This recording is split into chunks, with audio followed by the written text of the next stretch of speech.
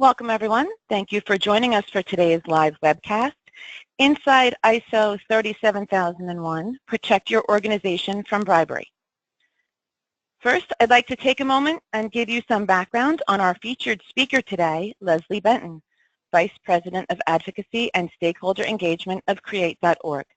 Ms. Benton is a former Senior Vice President of Levick Strategic Communications, where she led the Anti-Corruption and Compliance Communications practice.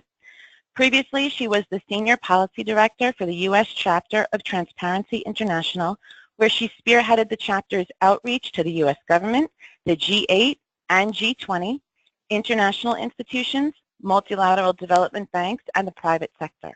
A lawyer by training, Ms. Benton is widely recognized for her experience in navigating the complex legal and regulatory landscape for NGOs and the Fortune 500 companies, in addition to her expertise in corporate compliance and governance, anti-corruption reform, and trade policy. So also with us today, we have Pat McParland. Pat has joined Opus earlier this year as the head of global marketing. She has more than 20 years experience and has led marketing teams for Dun & Bradstreet, Dow Jones, and other risk management companies. And with that, I'd like to turn things over to Pat to begin our presentation. Great, thank you, Sharon. Welcome, Leslie, and welcome everyone on the phone. So we're really excited to have you here today, Leslie, and in addition to excited, I would say privileged. I wanted to let everyone on the phone know that Leslie is not only an expert in ISO 37001, which I just learned how to say that. I wasn't sure if it was 37001 or 37001, so now we know. Leslie is actually one of the core team members who created the standard. So it was more than a 4-year global effort to create the standard to combat global bribery. So she is not only an expert, but actually one of the people that created it. And during our talk today, she will talk not only about the purpose of the standard and why it's so critical to combat bribery globally, but some of the effort that went into creating it. So I wanted to talk for just 2 seconds before turning it over to Leslie about Opus and our mission and why we believe it is so important to combat these global risks like bribery. You know, as one example, the World Bank estimates that bribery costs over $1.5 trillion every year, and that's just the monetary value. If you think about other things like reputational damage, political trade, economic damage, the repercussions are enormous. And we look at this as how can we help you free your business from these types of challenges and complexity as you're managing your customer, supplier, and third-party risks, and hence inviting guests like Leslie to take a look at some of these risks in more depth, and tools like the ISO standard as ways of managing those challenges and turning them into advantages for your organization. And so I mentioned 3 words, which are free your business. We have a very strong point of view that risk and compliance can, obviously there are negative repercussions like fines. We also believe that risk and compliance can support your business objectives and provide you major competitive advantages. And I think that you'll hear a lot of that from Leslie today, what went into creating ISO and how having a strong anti-bribery management system in your enterprise can create a competitive advantage for your business. And that's how we look at it here at Opus. Our goal really is to help free you from these concerns, look at providing better ways of doing things, and ultimately our goal is to help you not get up in the morning and say, wow, I want to use Opus today, but help you focus on your priorities and so you can better serve your customers and meet your own priorities and grow, innovate, and thrive. So that's the end of what I want to say. I am going to be popping in here and there with you, Leslie, to ask you some questions as you go. I also encourage folks on the phone, as Sharon said in the beginning, we would love this to be interactive, so feel free to use your chat function and pop in questions for Leslie. We will allow time at the end for Q's and A's too, so we'll have a formal question and answer period. But again, once again, Leslie, we're honored to have you on the phone, so let me turn it over to you and get started. Well, thank you, Pat. Thank you for that very nice introduction, and thank you for inviting me to speak to your audience today. So I thought we'd go over a couple of things in the next hour or so. I'm going to do a little bit of context setting. As Pat said, I'm going to talk a little bit in the beginning about who is ISO and why the standard was created now, because I think understanding that helps you understand the final standard as it was published a year ago, this month actually. Then we'll go into just some of the facts about the standard. What does it require? How is it structured? And I'll give you some of my perspective then about the benefits of the standard, and we'll sort of end talking about the uptake. Who's been certified? What do companies think? What do we know about what companies think? We'll talk a little bit about certification, and then, as Pat said, we'll leave some questions for the end. So with that, we can go to the first slide. So what is ISO? I didn't know anything about standards before I began this process of developing this Anti-Bribery Management Systems Standard. Of course, I'd heard about them, but I never really worked with them. So ISO is a global NGO. It has 165 national standard member bodies. In the United States, the U.S. member body is ANSI. They are in most countries around the world, as you can see from the numbers, and it's important to know this because it helps understand how standards are developed. ISO doesn't just come up with an idea, we want to have a global standard. The standard ideas actually have to come from the member bodies or from the business community or from some stakeholder community. There has to be some organic desire for a standard, and that's what happened here. A British standard was published in 2012, very shortly following the adoption and implementation of the UK Bribery Act, and that standard was very much tied to adequate procedures under the Bribery Act, so it was very, very keyed on that act. It did have some uptake in the community. It enjoyed some success, and from that I think a group of stakeholders thought now is the time for an international standard. So they went to ISO and said, here's our idea, and the British standard is going to be the straw man. This is what we're going to start with. And then ISO sent that out as a ballot to the 165 countries that make up ISO and said, do you have any interest in your country for developing a standard? And here the answer came back, yes. Yes, there was. And so that's how this started. It's not really an ISO initiative per se. It was really an initiative made up of global stakeholders who work on bribery, anti-bribery, anti-corruption. So that's how the standard was begun. And if we go to the next slide, we'll talk a little bit about its purpose. The purpose of the standard, of course, is to help companies that really at any stage of implementation, development, or improvement of an anti-bribery compliance program, or in ISO parlance, a management system. And that means companies who are very sophisticated, companies who are small and or unsophisticated, companies who are just getting started perhaps with global trade and are becoming attuned to these issues, companies that have been grappling with them for many years. It includes measures and controls that represent internationally recognized leading practices. And that means that when we were looking, when we were going through the development of the standard, we looked to all of the guidelines that had come before. So we looked at the U.S. sentencing guidelines and the FCPA guide that the DOJ and the SEC released some years ago. We looked at adequate procedures under the UK Bribery Act, but we also looked at what was coming out of Brazil and Spain and other countries around the globe, France. It was really interesting because as we were developing the standard over that 4 years, there was a real sea change going on in France, and most of you know that a new law was enacted, I guess a year ago or less now in France. that sort of mirrors some of the things that you see in the standard, so quite interesting there. But we looked at all of that guidance, and we used that as a launching off point for development of this standard. So what you see in the standard is a harmonization of existing guidance. The standard is quite broad in its application. It addresses foreign bribery, bribery of government officials.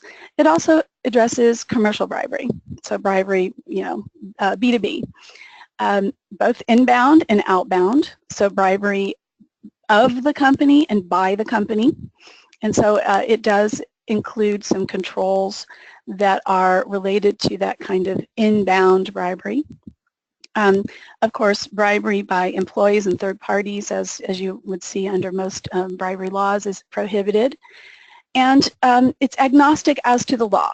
The standard itself does not, well, it includes a definition of bribery, but it's there more to guide a user's understanding of the standard itself.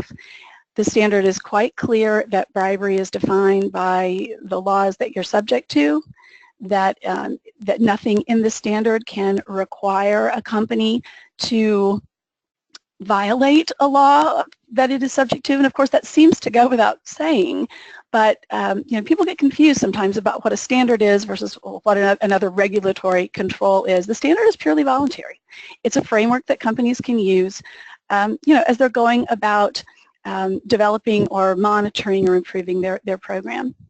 And it's also applicable across sectors. So most of us, as we were developing this, believed that the corporate sector, the corporations, would be the most likely audience for the standard, but it is applicable to public organizations, government agencies, state-owned enterprises, and the nonprofit sector as well.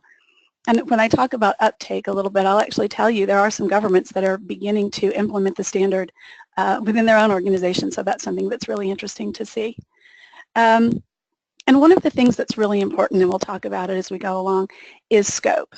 So an organization can use the standard, of course, as guidance, or it can use the standard for purposes of certification for the entire organization or a part of it. So when you're thinking about how you might use this standard, I think it's important to think about scope. And on the next page, we'll get into a little bit about how it was developed. Pat mentioned that I was part of the U.S. drafting team. We were one of 59 country delegations, and we were joined by 8 liaison organizations such as the OECD and Transparency International, the ICC, and some others, the International,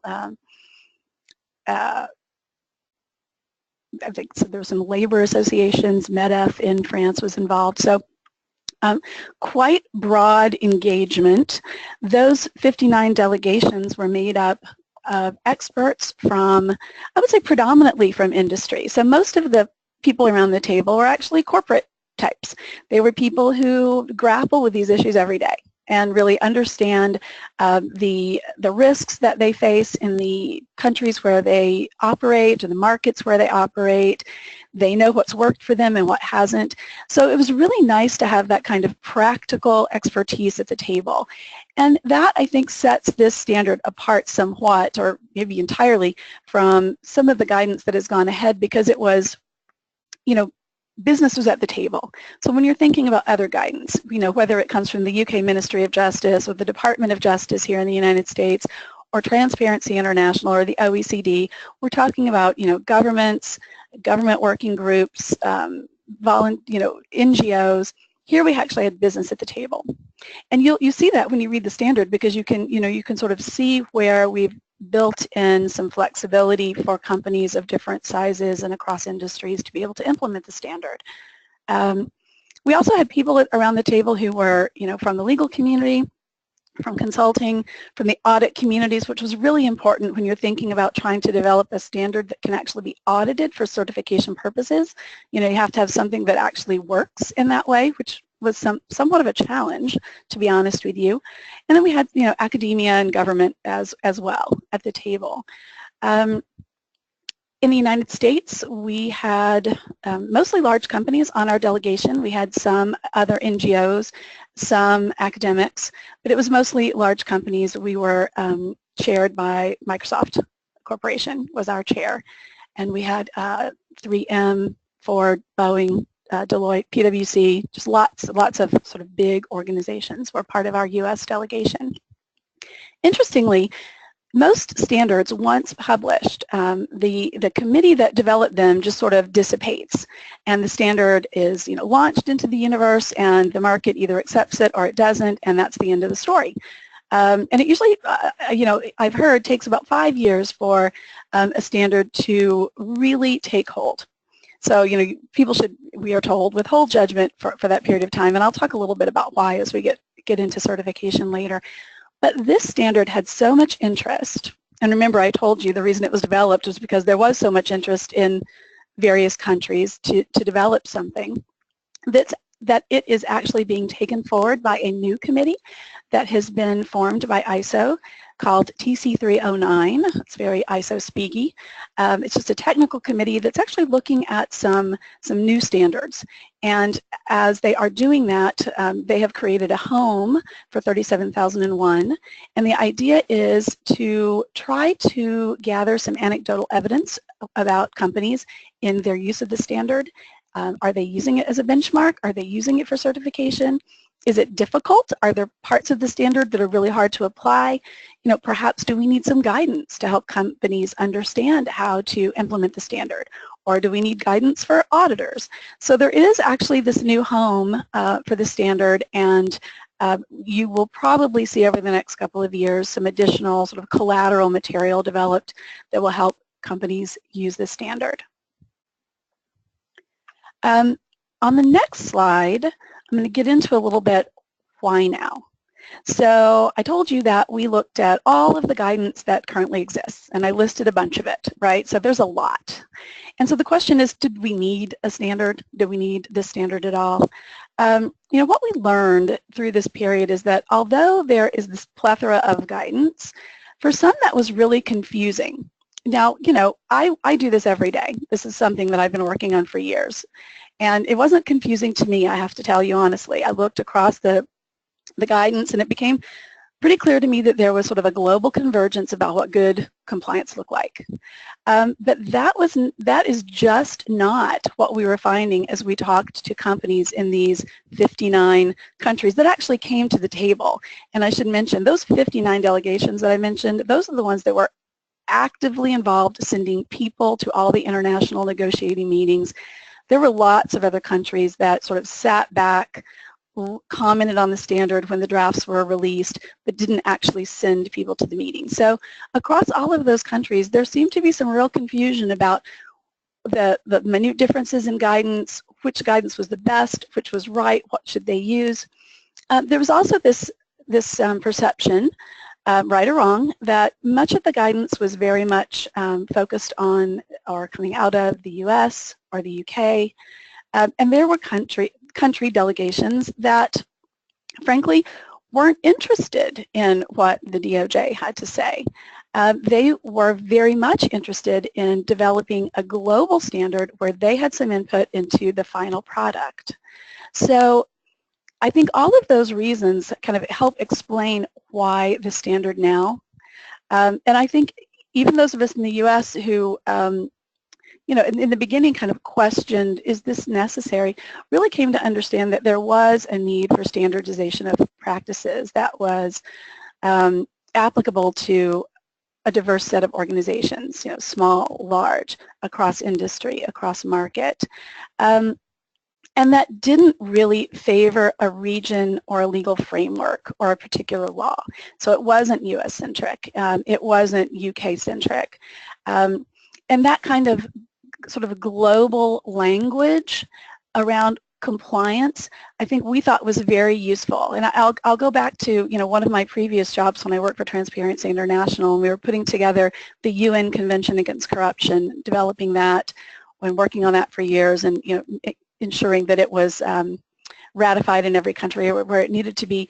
You know, the benefit there was having a global group of people working on the standard, really having that kind of global engagement. And I felt the same way as I was going through development of this standard. It was really helpful, and I think gave the standard credibility across the globe because lots of different voices were heard and lots of different kinds of perspectives were in the room, as I mentioned, you know, from the corporate community, from academia, from government.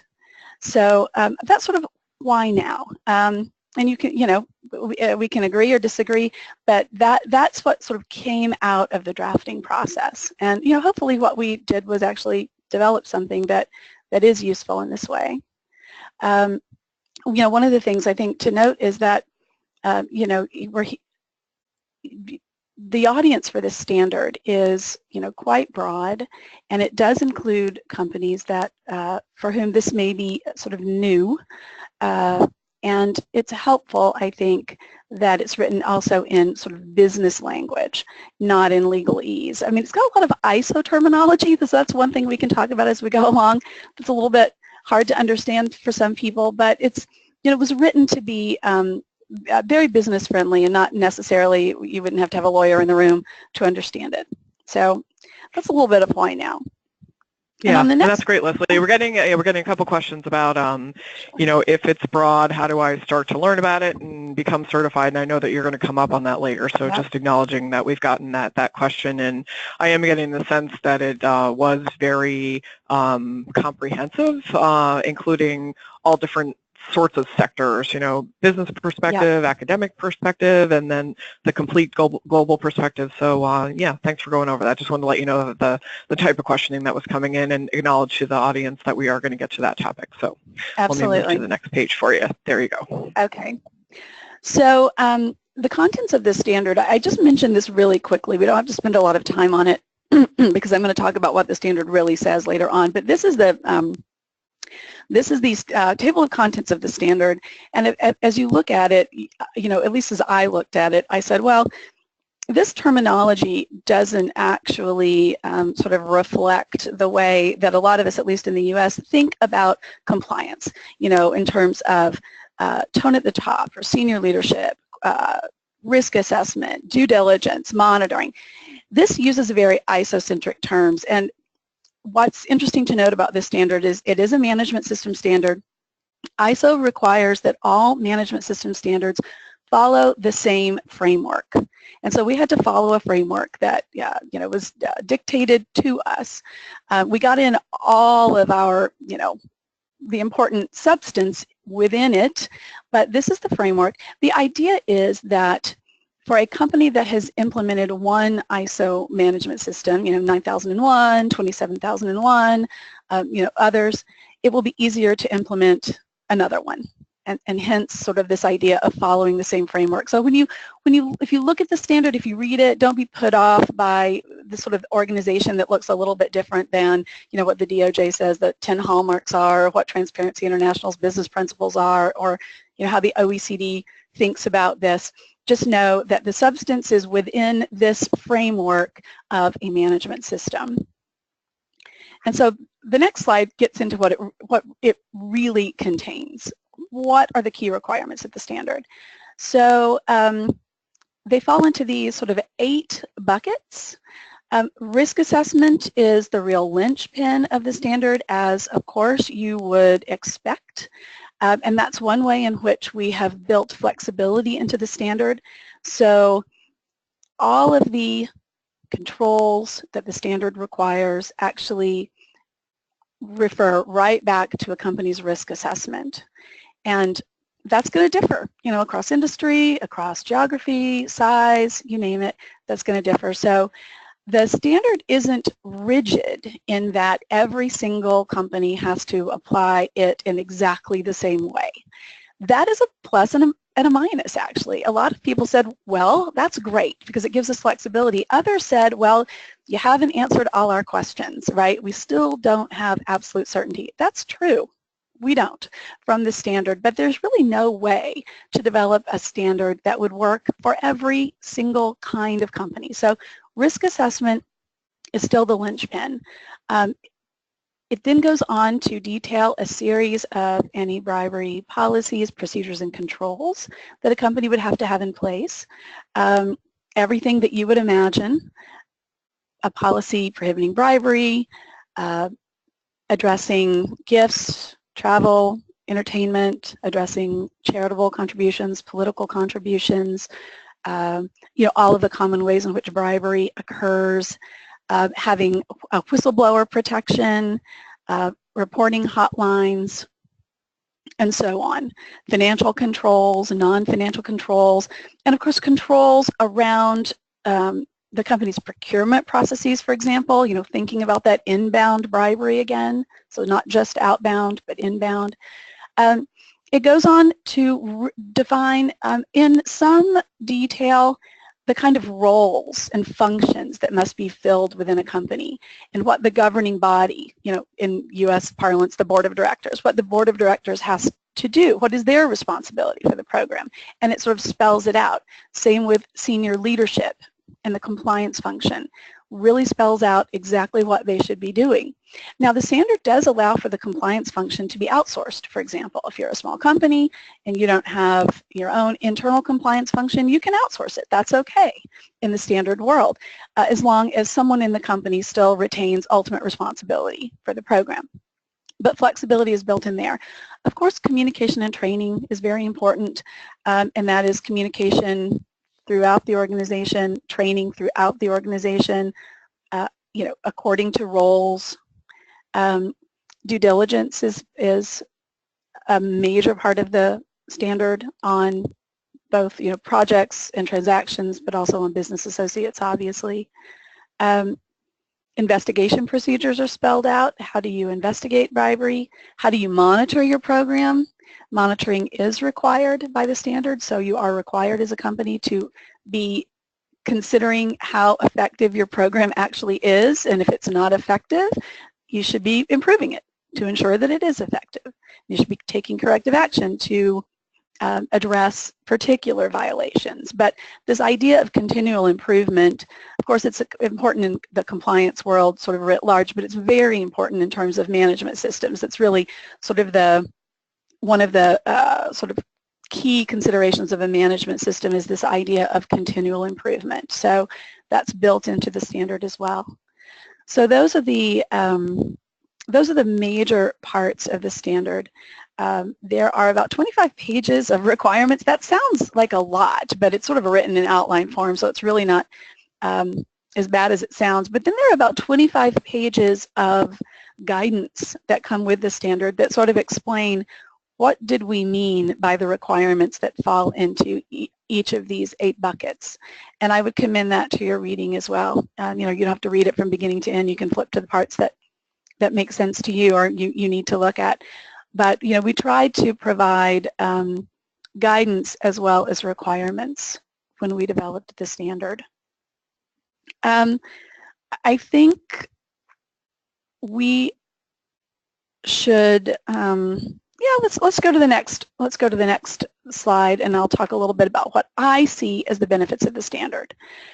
So I mentioned early on that the standard can be used simply as guidance, and in that sense it's a good global benchmark, right? If you're looking at your anti-bribery program, maybe you're doing sort of external verification or you're monitoring, it's a really good benchmark. It brings together all of the existing guidance. I think it harmonizes that.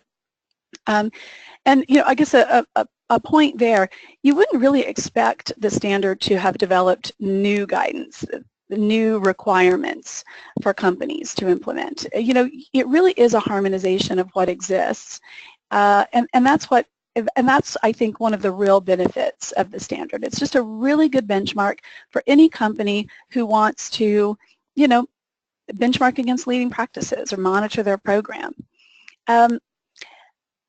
It's a great third-party credential. Now, we heard this from companies, both small and large, from developed country delegations and developing country delegations, that they really saw the standard as a potential competitive advantage. And Pat had mentioned this early on, and I wanted to key back into it. having either as a benchmark or at certification as a tangible demonstration of a company's commitment to good business practice. That was seen by many of the folks around the table as a real competitive advantage, or at least a real differentiator, particularly among the delegates in the room who are from emerging markets, who, rightly or wrongly, understood that their industry players were looked at sometimes with some skepticism. Oh, you're from X country, you're higher risk. And whether you think that's reasonable or you feel incensed by that, if you're one of those industry players, it's a reality. And having this certification that we're a company that really takes compliance seriously was seen as a real competitive differentiator for companies. For others who didn't look at it that way, they did think it's a great way of measuring our compliance, giving assurance to our own senior management, our own governing body, or our investors, giving them some assurance that we are taking compliance seriously. Others saw this as a way of reducing or avoiding certain program costs because it sort of gave them one global framework that they could use across their entire organization. So I'm thinking here more of large multinationals who had centralized compliance programs but that were localized in a variety of different subsidiaries across the globe, who really saw this as a way of harmonizing what they're already doing and giving them some reduction in cost, or at least some reduction in uncertainty of how their compliance program was actually being implemented across their organization. And of course, it's some evidence for regulators of effective compliance. Now, I think I'll talk about this on another slide, but I'll just say something about it here. This is not a silver bullet, and this is not a safe harbor for a company. But I think any company that has actually implemented this standard with some seriousness will have some evidence to suggest that their program was designed properly, implemented effectively, and in good faith. And that is because of the standard's real emphasis on detail and on documentation, which we'll get to a little bit later. The standard not only requires you to have done some things, but to have documented them as well. And that makes sense since it's a certifiable standard. It makes sense, on a lot of levels. But certainly as a certifiable standard, if, you're going to have an auditor come in and look at your program, you're going to have to give them some evidence that you've done what you say you have done.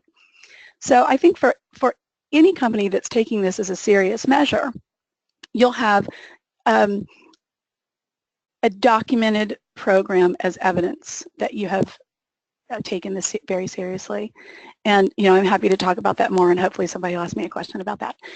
For third parties, this was something that we heard from some of the sort of US, UK, Europe kind of delegations, that it was a great way of measuring third-party behavior. We all know that third parties are a huge risk area.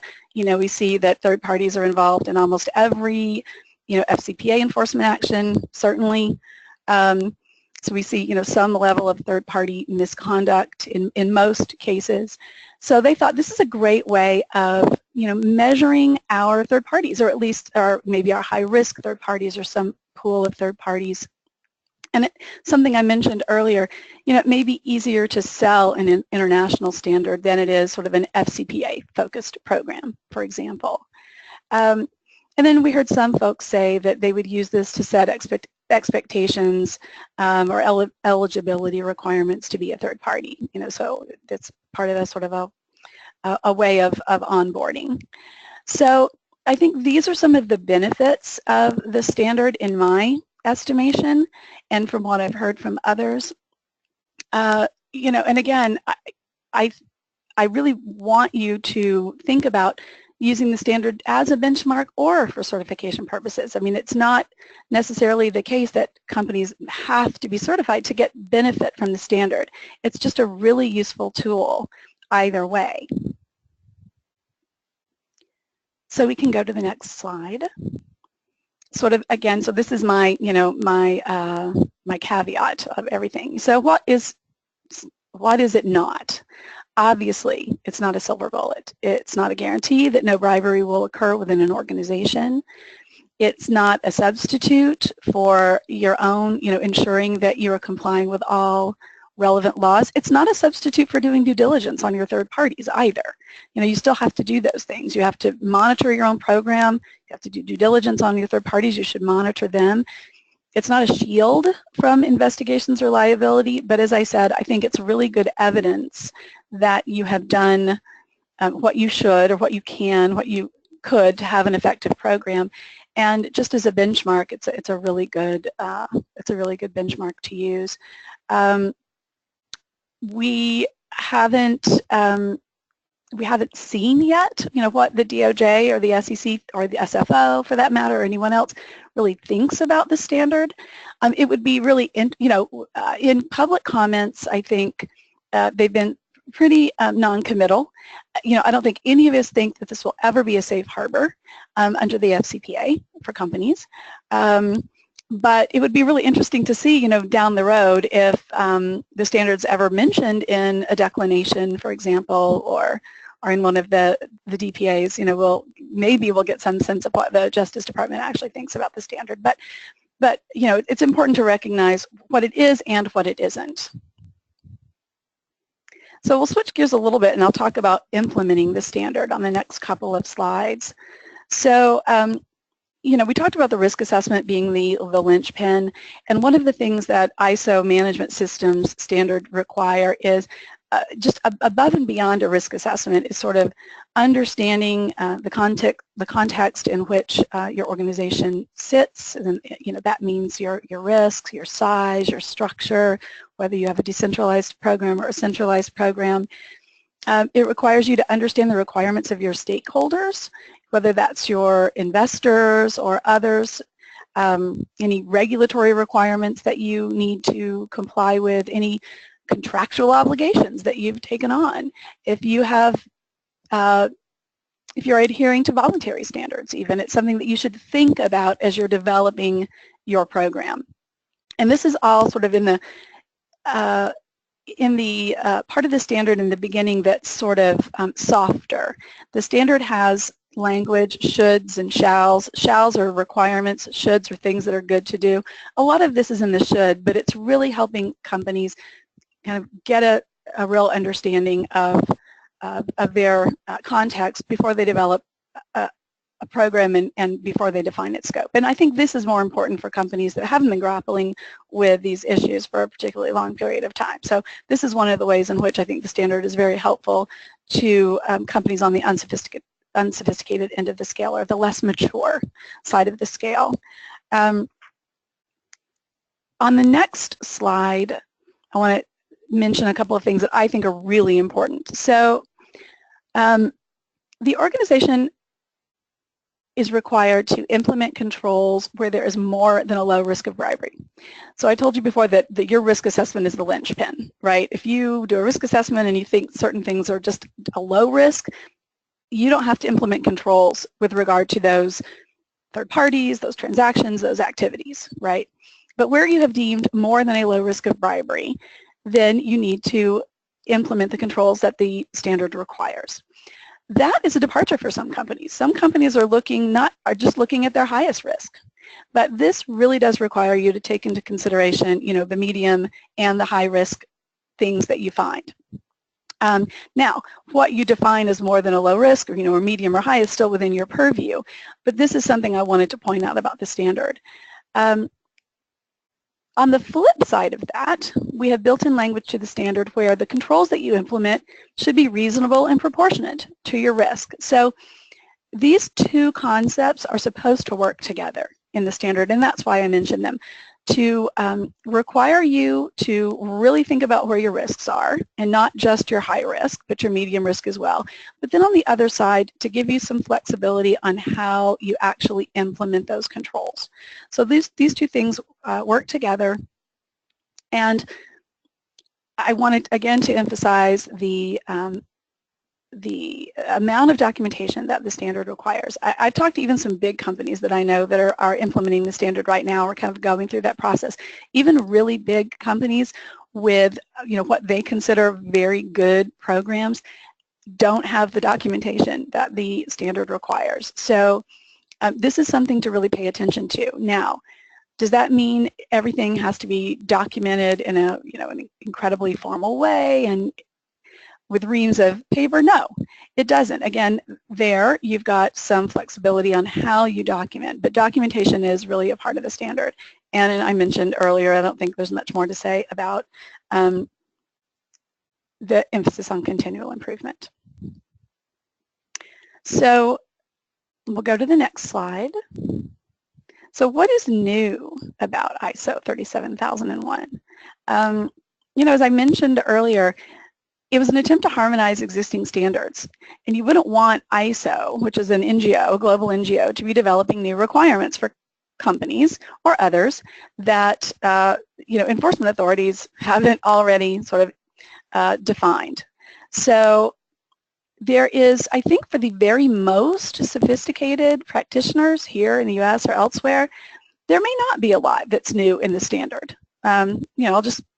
I'd be frank about that. That is actually my view. It does build on existing best practices. There is a lot of detail in the standard, I think, that isn't included in some of the other guidelines that we've seen, like the sentencing guidelines. There's a lot of detail in the DOJ, and SEC FCPA guide, but there's more detail in this than in many of the other guidelines that we know, and certainly I mentioned the guidance that comes after the requirements piece of the standard, I think is very helpful for companies. It's very flexible and risk-based, which I think is something that's good about it. And I guess what is most new about it is that it's certifiable. And so for companies who want to get certified by a third party, this standard gives you an opportunity to do that. And the other thing I would say is, I guess, for a lot of companies, as we see, I work with companies implementing compliance programs, every day. That's what I do. That's my job. And I think there are a lot of companies that really do need some help with their compliance programs here in the U.S. and elsewhere. So I think what's new about this is that it does provide that detail. It's applicable globally, and I think it's it's a tool that companies can look to as part of the guidance that they look at, not the only guidance that they look at. You can still look at the sentencing guidelines and everything else, but it just provides another tool. And so on the next slide, or set of slides, I'm going to talk a little bit about certification. So we're going to be getting to that question that was already asked. And Leslie, it's Pat. I just want to break in here a little bit. And speaking of questions, I want to let you know that we're getting a lot. So just to do a time check, we have about 15 minutes left. So if we could get to questions in maybe about 5 minutes, that would be great.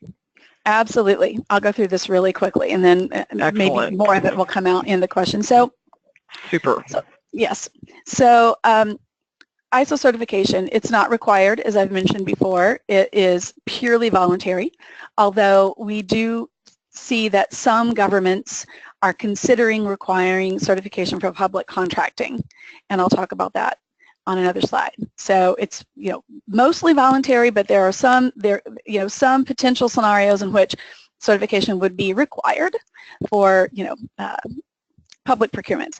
The process. So if you want to go to a third party, leaving aside using this as guidance and using your own, compliance team or internal audit function to do this for you, if you want to get third-party certification, you have to find an auditor to do that for you. The auditor will come to you with a questionnaire to determine your eligibility. They're going to ask you about your program. They're going to ask you to provide documents. They're going to look at all of that. You'll have an on-site audit with interviews of lots of different folks from senior management, compliance function on down. And the time that takes and the cost, frankly, will vary in terms of the size and scope of the organization. So another reason to think about scope if you're looking at certification. Certification is valid for 3 years. with an annual surveillance audit, and I hate that word, but it just means a little mini audit in between to make sure that you're still doing all of the things that you were certified doing, in the first place. So that's kind of the process in a nutshell. On the next slide, I'm going to get to what I think of as is really important, which is who's going to be your auditor? Who is going to be certifying your program? Not all, I'm going to call them CBs, certifying bodies, that sort of ISO speak, but not all CBs are created equally, right? You really want to evaluate them and more than one before you select them. And I think it's really important to think about whether they are accredited. It is not required that you go to an accredited auditor. And the 5 or 6 companies that have been certified to date didn't, because there aren't any accredited auditors at this point in time. That doesn't mean that the auditor isn't qualified and doesn't have expertise, but it does mean that a third party hasn't done an independent check that they have those things in place. And most of the auditors, all of the auditors that I know that have certified companies to date they're very qualified. They're in the process of achieving their accreditation right now. So I think that's really important. You want to make sure that they know how to audit a management system and that they have been accredited to the ISO 37001 specific auditor competency requirements, which we developed alongside the standard itself, which just means that these are people that understand anti-corruption compliance. They understand the laws, they understand what a good compliance program looks like, they can recognize red flags of corruption, that they know as much as you know. You don't want an auditor coming in who doesn't know as much as you know. Now, this process of accreditation takes time. So the standard was published a year ago. That means that these auditor accreditation processes were opened. And it takes a good 6, 9, 12 months for an auditor to go through that program. So why are there no accredited auditors right now? I think that's why. It takes some time. Next year, we should start seeing auditors coming online. And at that point, I think it would be very important for you to find one that really understands your organization, your risk profile. If you're small, if you're small, you don't want somebody who's never worked with anything but a large company, right? You just don't. So you really want to know that you've got an auditor who understands you and your program and your risk, and that will share with you their qualifications and all of those things. And then there's a link right here where you can find accredited auditors. So on the next page, really quickly, when would certification be awarded? If the requirements of the standard are met. If you've got some minor nonconformities, you can still be accredited. Major nonconformities, no. And that just means you've failed to meet a requirement, basically, right? So you can see what that means. And then the last slide, and then I'll hand it over for questions. So we can go to the next one on certification and acceptance. So this is what's happened to date, and I actually think there's a 6th company now. So we have seen companies being certified. Microsoft and Walmart in the US have announced certification plans, and I've listed some of the governments that are, at least I know of, that are talking about requiring ISO certification in some contexts. And in Canada, we've actually seen several municipalities who are in the process of certifying their various agencies. So we're starting to see some uptake. What does that mean? I don't know. We'll have to wait and see, but we're starting to see some global acceptance. I'm working with some big companies who want to be certified themselves because they plan then to go on and ask some of their third parties to be certified, and they think that that will be a better message if they have achieved certification themselves. And then I know other big companies that are taking sort of a wait and see approach, which I think is a reasonable thing to do as well. So with that, there's a very last slide that just has some resources that people can look at, and maybe as we're answering questions, we can leave that up. Yeah, that would be great. And in fact, we will send out this recording and this slide so that people have access to all of this. And it sounds like we're going to have an ISO follow-up webinar to find out what's happening with all the people and see how it's going. So, Great. so Sharon, why don't we go to you for some questions? I certainly have questions, but I'd like to hear from folks on the phone. Okay. Thank you, everyone, for submitting your questions, because there are quite a few. So we're going to do a little rapid fire. All right. We have heard that although government entities can get certified under ISO 37001, the pressure on the auditors and certifiers will make it harder to be certified than it is for private enterprises. What do you know about this supposed additional burden for public entities?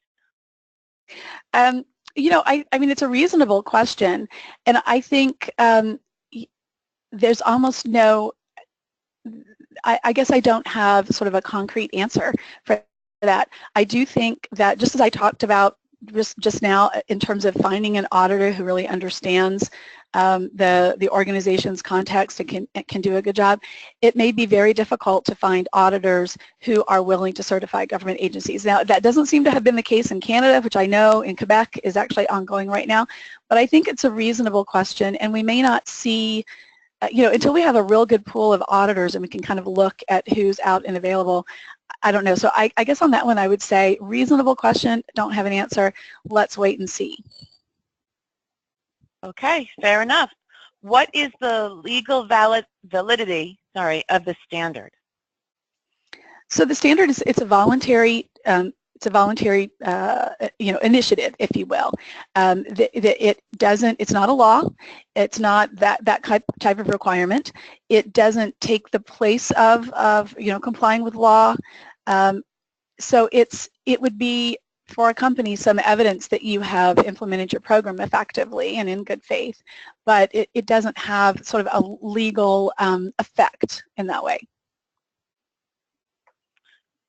Okay, next question. I'm curious why this was only for bribery and did not include corruption. So that's a really good question. I think because it was just too hard to get people to agree on that. Remember what I said earlier about all these countries having to sort of agree to be a part of this process. So I'll give you sort of a, let's see, maybe a cynical view, but I think if you think about all the countries that are involved, I think some of the issues that corruption would get into were just too much for countries to bite off. And they felt it also, and I think maybe not so cynical, that's a lot for one standard. So the standard actually itself has a sentence in there about it only applying to bribery. But you know, I think it was just, there were countries that just didn't want to go down some of the other routes, and then there were others that just thought it would be cleaner and simpler to have one particular standard. I will tell you this, and I didn't say it before, the TC 309 that is taking this forward is also looking at organizational governance, whistleblower protection, and a couple of other sort of things that you would think of in the sort of governance world. This was a real departure for ISO, I think. It's more qualitative than quantitative, right, in terms of a standard, but we're seeing ISO sort of move into those areas. So is it conceivable that they take on some other aspects of corruption in the future? Yes, it is. Okay, next question. Who is supposed to conduct the risk assessment? Is it the internal auditor? So that is also left to the company's discretion. You know, some companies don't have like an internal audit function. They sort of outsource that. So it could be, you know, it could be your ERM committee. It could be the compliance function itself. It could be internal audit. That is left to the company. But you know, you have to have it documented, and so the auditor is going to look, if you want certification, the auditor is going to look and see, you know, did you document a process that follows the ISO requirements? Who does it is a little more flexible. Okay, what safeguards are there to ensure the qualifications and credibility of the auditors certifying an organization? So, you know, ISO has those two different types of competency requirements. The first that I mentioned is, and you'll see it here, it's under the conformity assessment piece, you can look it up. The first is just to understand management systems. The second is to understand this particular management system. And so auditors have to go through that, you know, almost a year-long process that I explained. to be accredited. But the reality is, you know, I don't know that I don't think I can speak to how robust that accreditation process would be in, you know, 165 different countries. So I would investigate that. If I were looking for an auditor, those are the kind of questions I would ask. I know it's a very robust process in the United States, and it does take about a year for auditors to go through it. And there are a number that are trying to go through right now. And so I do think we'll have a pool of really qualified folks next year. But I think those are all reasonable questions to ask, and I'd want to know about not only the auditor but the process they went through to become accredited.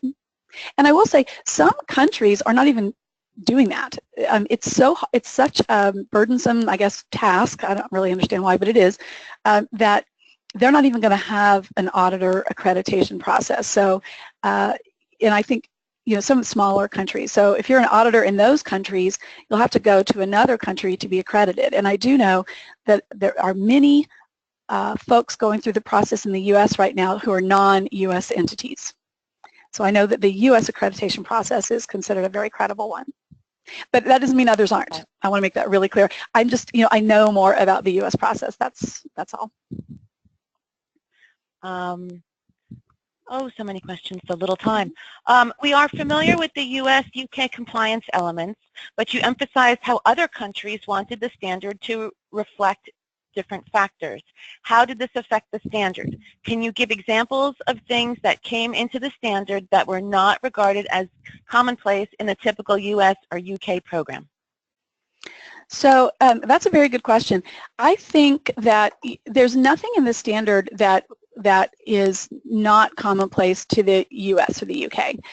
I think we, you know, our negotiating position from the U.S. perspective was to ensure that the standard reflected U.S. good practice, or else we thought it wouldn't be useful to companies that are already subject to the FCPA and understand what the DOJ requires. So we wanted to ensure that all of those elements that you would see, you know, the 10 hallmarks, were included in the standard. That was a real departure for some of the delegations. So there were some delegations who agreed to some things that they didn't feel before they went into this process that was particularly necessary. Training, for example, which we, you know, from a U.S. perspective, it just sort of seems like, well, training, you know, you obviously have to train. But that was a little controversial in the beginning among some delegations. What I think some of the compromises from the U.S. side is that we didn't get language in there that was as definitive as we would want about some of the things that you have to do. And, you know, again, that was to leave some flexibility for companies to implement the standard in a way that makes sense for them wherever they happen to be sitting or working. So I think the monitoring language is a little less definitive than we would like. I think we wanted a little more clarity about how you monitor and monitoring of third parties. It's in there, but we didn't get sort of the clarity that we wanted. And I think that's the one area that I think for us it was a little bit of a compromise for us. We got our concepts in there, but not our exact language. All right. We are at the top of the hour. Yes, we had our Q&A. Pat, do you want to take this slide? Yep. We sure had our Q&A. Yeah, we skipped over that slide. Yeah, excellent. Thank you so much, Leslie. That was fascinating, and I feel like we could talk to you for another hour. So thank you so much for taking the time to educate us today on the standard. We will follow up with everyone on the phone with the questions we couldn't get to in email. There's also a blog post up on the Opus website under blog that talks about the ISO standard, and in the email follow-ups we will we'll send a link to that as well. So thank you very much to everybody for joining us, and thank you especially to Leslie. It was a great talk and presentation. We will be sending out the replay, etc. And to stay current, you can follow us on LinkedIn and on our website. So any feedback or ideas, there's our email address. And thanks again, everybody, for coming. Have a great day. Bye.